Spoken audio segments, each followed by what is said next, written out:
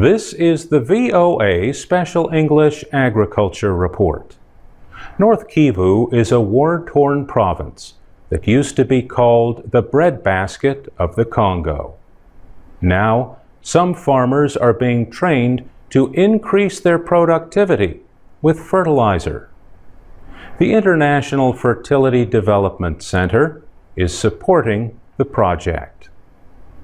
The IFDC is a nonprofit group based in the United States. The project includes planting trees. Trees help prevent the loss of soil through erosion. They also provide charcoal for fuel, and they provide fertilizer in the form of leaves. Other farmers are experimenting with chemical fertilizer. The farmers use a mixture of chemical and organic fertilizer. They also use improved seed. They say they have succeeded in growing 3 or 4 times as much maize, rice, beans, and potatoes. The fertilizer costs around $1.30 a kilo.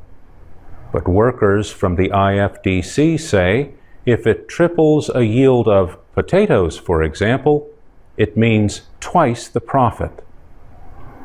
Farmer Adrian Kangele says the new methods promoted by the group could be a solution to ethnic conflicts in the Kivu region. Fertilizer brings peace, he says, because more people can earn a living from the soil. One of the trainers, Sandra Kavira says fertilizer can even save marriages. She says in one area, many of the men had left their wives and gone to work in the mines.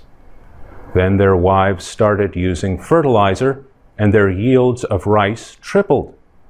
The IFDC has found that when the men work with the women, the harvests are 9 tons a hectare compared with 6 tons when the women work alone. Dutch scientist Henk Bremen designed the fertilizer project. He says the Democratic Republic of Congo uses less chemical fertilizer per hectare than any other country. Mr. Bremen suggests that one reason is a lack of government policy.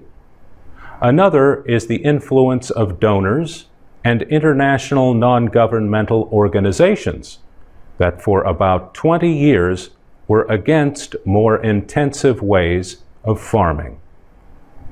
Edwige Mongwana Kavor is a local agronomist who works for Mercy Corps, an NGO. She says she is not against adding chemical fertilizer to organic matter, but she says land can become dependent on chemical fertilizers, and the chemicals can pollute groundwater. Henk Bremen agrees that farmers should mix the fertilizer with organic fertilizer. But he says there is a much bigger risk from soil erosion in the Kivu region. Farmers groups have welcomed a promise from the DRC government to end taxes on fertilizers. Those taxes are some of the highest in Central Africa. For VOA Special English, I'm Mario Ritter.